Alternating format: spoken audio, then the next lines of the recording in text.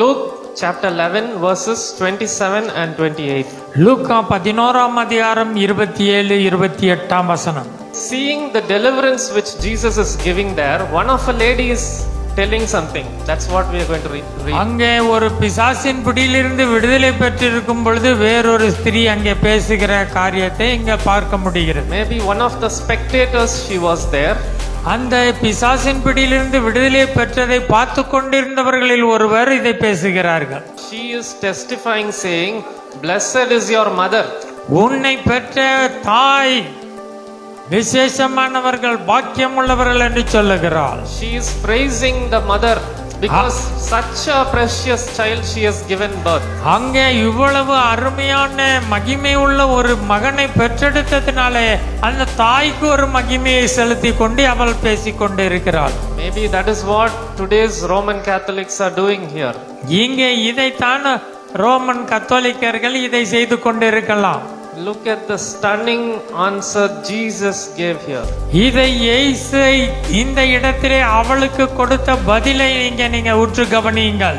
Verses 28. 28ஆம் வசனத்திலே, But he said, "Ye rather blessed are they that hear the word of God and keep it."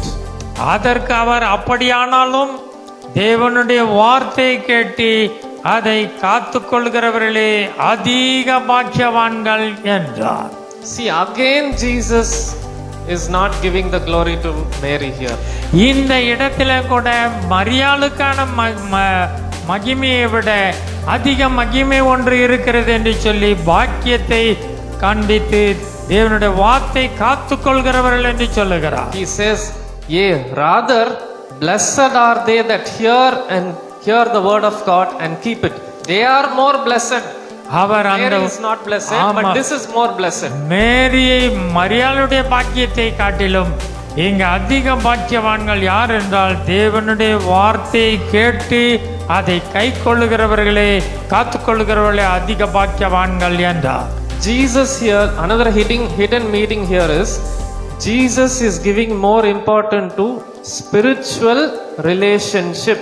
இங்கே இயேசு ஆவிக்குரிய உறவுக்கு அதிகமான முக்கியத்தை காண்பிக்கிறார். That's why he said his disciples are his mother, brother and sister rather than his physical blood relationship.